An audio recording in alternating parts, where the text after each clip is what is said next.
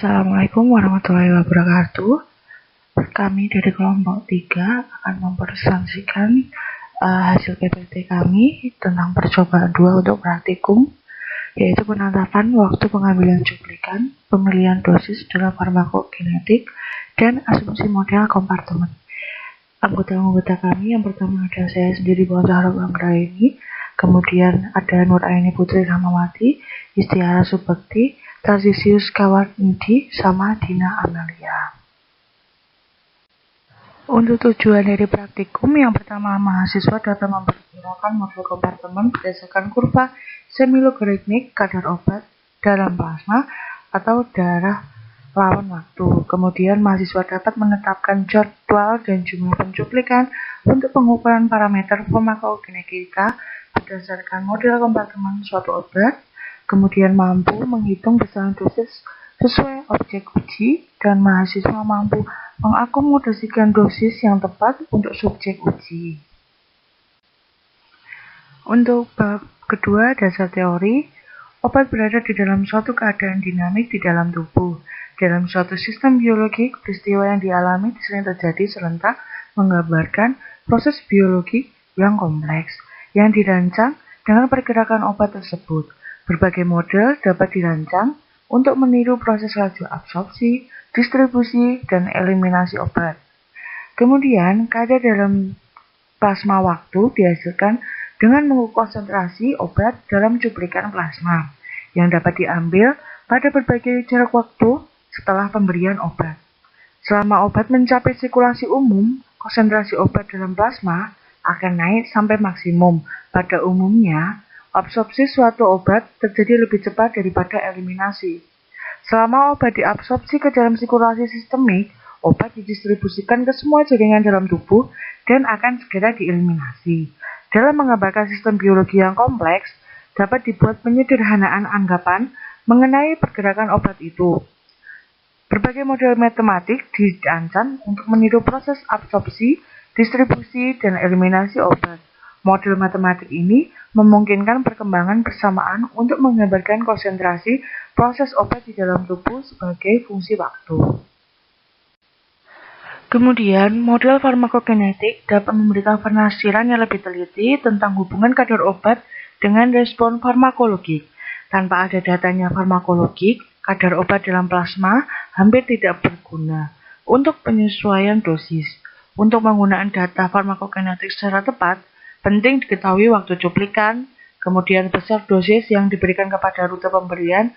Jika data lebih tepat, dapat digunakan persamaan farmakokinetik dan modelnya dapat menggambarkan kurva obat dalam plasma versus waktu secara teliti. Dengan demikian, pemantauan konsentrasi dalam obat plasma memungkinkan untuk penyesuaian dosis obat secara individual dan untuk mengoptimasi terapi. Kemudian, model-model farmakoterapi berguna untuk dapat digunakan untuk menghitung pengaturan dosis optimum untuk tiap penderita secara individual, kemudian memperkirakan kemungkinan obat atau metabolit lain, kemudian menghubungkan konsentrasi obat dengan aktivitas farmakologik atau toksikologik. Yang keempat yaitu menilai perbedaan laju atau tingkat afilibilitas antar formulasi, kemudian menggambarkan perubahan fal atau penyakit yang mempengaruhi absorpsi, distribusi, dan eliminasi, dan menjelaskan interaksi obat. Kemudian untuk bab 3 yaitu alat dan bahan. Untuk alatnya yaitu pipet volume, pipet ukur, pipet tetes, kemudian lampu takar, beker gelas, tabung reaksi, tabung sentrifugi, spektrofotometer, visible, scalpel, centrifuge, stopwatch, mikropipet, vortex, kertas, semi-logarithmic. Kemudian untuk bahan ada asam triklorasetat atau TCA 10%, natrium nitrit 10%, asam sulfamat 15%, NaOH 10%, HCl6N, larutan paracetamol dalam X% dalam CMC 1%, kemudian darah kelinci. Untuk cara kerjanya, untuk pertama pembuatan larutan stok paracetamol dan menimbang seksama 2,5 gram paracetamol, kemudian dilarutkan dalam CNC 1% dalam labu takar at 50 ml. Kemudian untuk penetapan kadar paracetamol dengan metode HPS, yaitu dengan menimbang kelinci, kemudian dimasukkan dalam holder, dibersihkan bulu telinga di sekitar vena marginalis. Kemudian mengambil darah dan menampungnya dengan Avendorf untuk belangko. Kemudian larutan paracetamol secara perolah dengan dosis kelinci 150 mg per mili dibanding dengan kelinci 2 300 mg per mili, kemudian dengan gereja ketiga dengan kadar dosis 600 mg per mili. Kemudian cara kerja dilanjutkan dengan pengambilan darah kelinci pada menit ke-5, 10, 15, 20, 30, 45, 60, 90, 120, 150, dan 180. Darah yang telah ditambah heparin 3 tetes dan disentrifugasi 300 rpm selama 15 menit. Kemudian ambil 0,5 ml plasma darah ditambahkan 0,5 ml TCA 10%, kemudian disentrifugasi selama 15 menit dengan kecepatan 3000 rpm. Kemudian setelah itu mengambil 0,5 subpermatan ditambahkan 1 ml HCl6N dan 2 ml NaNO2 10%, kemudian dicampur dan didiamkan selama 15 menit. Tambahkan asam sulfamat dengan hati-hati melalui dinding tabung dan ditambahkan NaOH. Kemudian diseging selama 5 menit. Dan dapat dibaca intensitas warna pada lambda maksimal atau OT dengan spektrofotometri visible. Kemudian membuat plot kadar paracetamol versus waktu pada kertas milimeter dan indikasiin kadar paracetamol versus waktu pada kertas semi-logaritma. Kemudian berdasarkan kurva tersebut menentukan model kompartemen farmakokinetik paracetamol dan ditetapkan parameter-parameter farmakokinetik. Kemudian dia bandingkan hasil percobaan untuk percobaan ketiga jenis dosis paracetamol yang diberikan. Kemudian kita lanjutkan untuk pembahasan di bab kelima, yaitu percobaan ini yang bertujuan untuk memperkirakan model kompartemen dan pemilihan dosis yang tepat untuk hewan uji sehingga dapat menentukan kadar dan jumlah cuplikan pada obat. Kemudian obat yang digunakan untuk praktikum ini adalah paracetamol dengan hewan ujinya kelinci. Kemudian praktikum ini dilakukan secara in vitro karena pengambilan sel darah diambil dari telinga kelinci di sekitar pembuluh darah vena marginalis. Bulu telinga kelinci di sekitar pembuluh darah vena dikerok sebelum pengambilan darah. Tujuan dari pengerokan ini agar aliran darah tidak terganggu dan darah tidak kotor mengenai bulu-bulu dari kelinci tersebut. Kemudian luka atau bekas tusukan dapat diusap dengan parafin cair atau di hair dryer jika aliran darahnya tidak lancar, sehingga darah akan kembali keluar dengan lancar. Jika aliran darah dari telinga kelinci terus mengalir, maka telinga harus ditekuk sehingga darah dapat mengalir. Darah yang mengalir dapat berhenti. Kemudian untuk darah yang telah diambil ditampung melewati dinding tabung endodorf. Kemudian darah yang ditampung tersebut tidak boleh langsung diteteskan ke dalam bagian tengah tabung. Nah, tujuannya ini digunakan untuk mencegah terjadinya lisis. Kemudian pengambilan cuplikan darah dilakukan sebanyak 11 kali dalam rentang waktu 180 menit pada menit ke-0, 5, 10, 15, sampai menit ke-180 dihitung sejak pemberian obat secara peroral. Digunakan 3 dosis dalam paracetamol yang berbeda-beda pada hewan uji, yaitu 150 mg per kilogram berat badan, kemudian 300 mg kilogram per berat badan, dan 600 mg kilogram per berat badan, dan diberikan pengobatan secara perolah. Baik, saya akan melanjutkan presentasi untuk pembahasan. Jadi, penambahan antikoagulan heparin pada darah berguna untuk mencegah terjadinya penggumpalan darah. Kemudian, sentrifugasi darah yang telah ditambahkan antikoagulan diambil plasma darahnya. Darah yang utuh tidak dapat digunakan karena darah tersebut banyak mengandung komponen yang mengganggu, seperti protein, trombosit, dan eritrosit. Selanjutnya dilakukan penambahan TCA 10% atau tricloacetic acid yang bertujuan untuk protein tidak dapat berikatan dengan paracetamol sehingga mengganggu hasil pengukuran kadar paracetamol dalam plasma, sehingga dapat terjadi denaturasi protein dalam plasma. Kemudian penambahan TCA juga digunakan untuk mengendapkan senyawa lain yang mengganggu pengukuran absorbansi.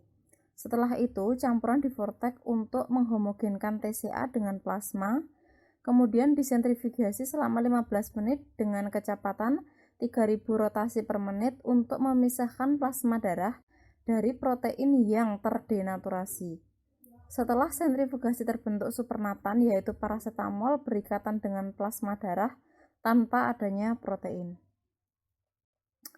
Kemudian supernatan tersebut diambil sebanyak 0,5 ml dan ditambahkan dengan 1 ml HCl 6 normal dan 2 ml NaNO2 dengan kadar 10% untuk membentuk HNO2.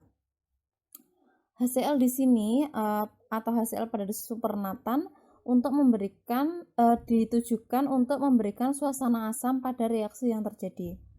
Kemudian didiamkan selama 15 menit agar terjadi reaksi optimal.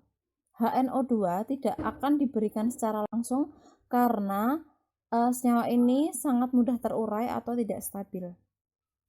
Selanjutnya ditambah dengan asam nitrit secara berlebihan agar paracetamol akan bereaksi seluruhnya membentuk nitroparacetamol. Selain itu, kelebihan asam nitrit di sini bertujuan atau dapat menyebabkan HNO2 menjadi ion nitrosonium. Ion nitrosonium yang terbentuk menyebabkan reaksi substitusi aromatik elektrofilik pada posisi orto dari gugus hidroksil paracetamol. Reaksi tersebut dapat terjadi karena struktur paracetamol yang mempunyai gugus hidroksil lebih kuat sebagai pengarah orto atau karena banyak memiliki elektron bebas daripada gugus asetamida. Reaksi antara ion nitrosonium dengan paracetamol akan membentuk senyawa 2-nitroso-4-asetamidofenol yang selanjutnya akan teroksidasi oleh udara menjadi senyawa 2-nitroasam asetamidofenol yang berwarna kuning muda. Timbulnya warna kuning muda dari 2-nitro-4-asetamidofenol karena adanya perpanjangan gugus kromofor dan gugus auxokrom dari paracetamol sehingga dibutuhkan energi agar transisi elektron ke tingkat eksitasi lebih kecil. Padahal energi berbanding terbalik dengan panjang gelombang. Hal ini akibatnya panjang gelombang senyawa tersebut lebih panjang dan intensitas warna meningkat sehingga terlihat warna kuning dari hasil tersebut. Penambahan asam sulfamat atau H2NSO3H dengan kadar 15% digunakan untuk menghilangkan asam nitrit yang berlebih karena dapat mengganggu kestabilan serapan 2-nitro-4-asetamidofenol. Penambahan asam sulfamat harus dilakukan dengan hati-hati lewat dinding tabung dan perlahan karena reaksi bersifat eksotermis atau melepas panas.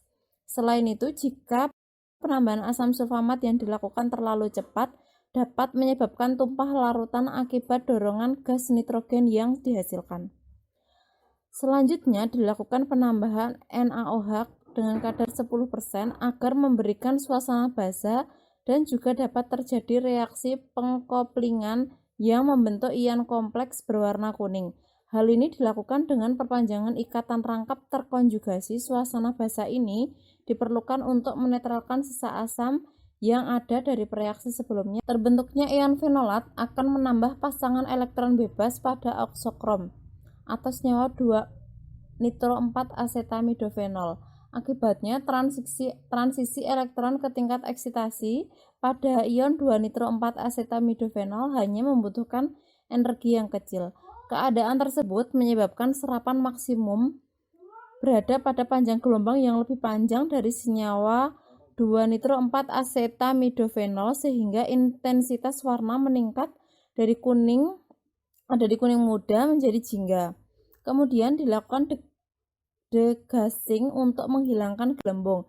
Jika terdapat gelembung dalam pengukuran dapat menyebabkan terganggunya sinar yang melewatinya, di mana tidak semua sinar yang masuk akan diteruskan, melainkan dibiaskan dan dipantulkan. Akibatnya, serapan yang terbaca oleh detektor pada spektrofotometer yang lebih besar. Setelah mendapat data kadar obat utuh dalam plasma, maka ditentukan model kompartemen sebelum menghitung parameter farmakokinetika. Ketepatan perhitungan parameter farmakokinetika tergantung pada ketepatan analisis kompartemen badan. Analisis model kompartemen dengan membuat plot semi-logaritma antara kadar obat lawan waktu dan atau dihitung secara matematika. Dalam percobaan tersebut dibuat plot kadar obat lawan waktu sehingga dapat disimpulkan mengikuti proses Orde. Asumsi model kompartemen dari pemberian paracetamol secara peroral telah ditetapkan. Selanjutnya menghitung parameter farmakokinetika paracetamol. Eliminasi. Dari hasil percobaan untuk tiap dosis diperoleh, kelompok B menyatakan tetapan laju eliminasi dari obat paracetamol. Secara teori besarnya kelompok salah satunya dipengaruhi oleh metabolisme obat dalam tubuh. Tetapan laju eliminasi paracetamol pada dosis 30 mg per kilogram berat badan sebesar negatif 0,010 per menit dan pada dosis 600 mg per kilogram berat badan diperoleh sebesar 0,004 per menit. Hasil negatif pada dosis 300 mg per kilogram berat badan dimungkinkan karena adanya kesalahan pada saat praktikum. Untuk percobaan selanjutnya akan digunakan paracetamol dengan dosis 600 mg per kilogram berat badan. Karena nilai negatif pada dosis 300 tidak dapat digunakan. Distribusi. Volume distribusi merupakan parameter farmakokinetika primer. Besarnya volume distribusi atau VD suatu obat tergantung pada pengikatan obat oleh material hayati seperti protein atau lemak baik dalam darah atau jaringan, kecepatan aliran darah dalam jaringan, dan koefisien partisi suatu obat.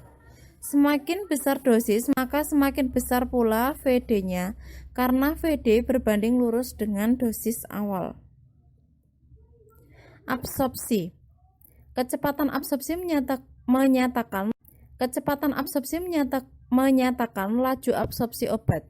Besarnya Ka berbanding lurus dengan besar dosis. Dari data percobaan didapatkan nilai Ka untuk paracetamol 300 mg adalah 0,024 per menit dan paracetamol dengan kadar 600 mg per kilogram berat badan adalah 0,038 per menit. Area under curve atau daerah di bawah kurva menyatakan jumlah obat yang terukur berada di dalam sirkulasi sistemik. AUC dapat dihitung dengan dua cara, yaitu trapezoidal rule dan dengan menggunakan persamaan dari data darah AUC. Waktu sampling.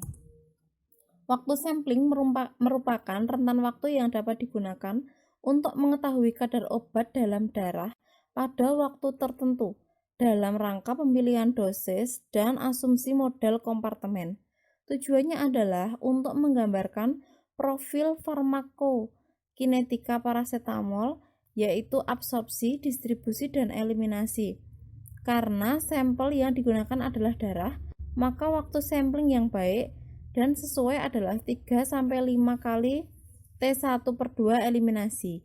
Dari perhitungan data didapat rentan waktu sampling pada dosis 600 mg per kilogram berat badan antara 519,75 sampai 866,25 menit Dan untuk dosis 300 mg per kilogram berat badan antara negatif 207,9 sampai 346,5 menit. Hasil negatif pada dosis 300 mg per kilogram berat badan dimungkinkan karena adanya kesalahan pada saat praktikum. Untuk percobaan selanjutnya akan digunakan paracetamol dosis 600 mg.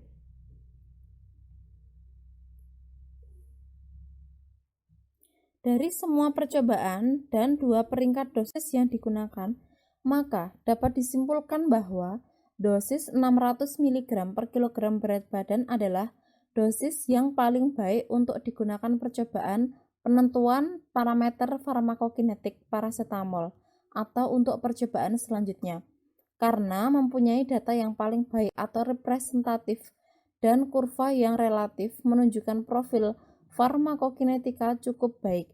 Jadi, T setengah paracetamol adalah 173,25 menit, sehingga waktu sampling yang dianjurkan adalah selama 519,75 sampai dengan 866,25 menit.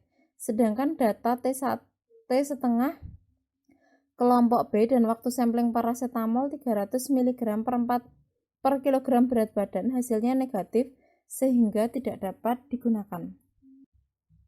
Dari semua percobaan dan 2 peringkat dosis yang digunakan, maka dapat disimpulkan bahwa dosis 600 mg per kilogram berat badan adalah dosis yang paling baik untuk digunakan percobaan penentuan parameter farmakokinetik paracetamol atau untuk percobaan selanjutnya, karena mempunyai data yang paling baik atau representatif dan kurva yang relatif menunjukkan profil farmakokinetika cukup baik.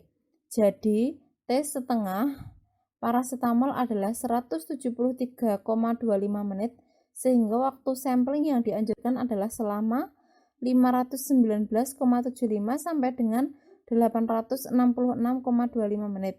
Sedangkan data T setengah kelompok B dan waktu sampling paracetamol 300 mg per kilogram berat badan hasilnya negatif sehingga tidak dapat digunakan. Dalam laporan praktikum ini, yang pertama, kinetika obat paracetamol dari percobaan didapatkan mengikuti proses orde pertama dan model 1 kompartemen terbuka. 2. Hasil data percobaan didapatkan waktu sampling obat paracetamol untuk dosis 300 mg per kilogram berat badan adalah negatif 207,9 sampai negatif 346,5 menit. Sedangkan dosis 600 mg per kilogram berat badan adalah 519,75 sampai dengan 866,25 menit. Yang ketiga, dari 2 peringkat dosis yang digunakan, dosis yang paling baik digunakan dalam percobaan penentuan parameter farmakokinetik adalah paracetamol dengan kadar 600 mg per kilogram berat badan. Demikian tadi presentasi dari kelompok kami. Jika ada kurang dan lebihnya kami mohon maaf. Terima kasih. Demikian tadi presentasi dari kelompok kami. Jika ada kurang dan lebihnya kami mohon maaf. Terima kasih.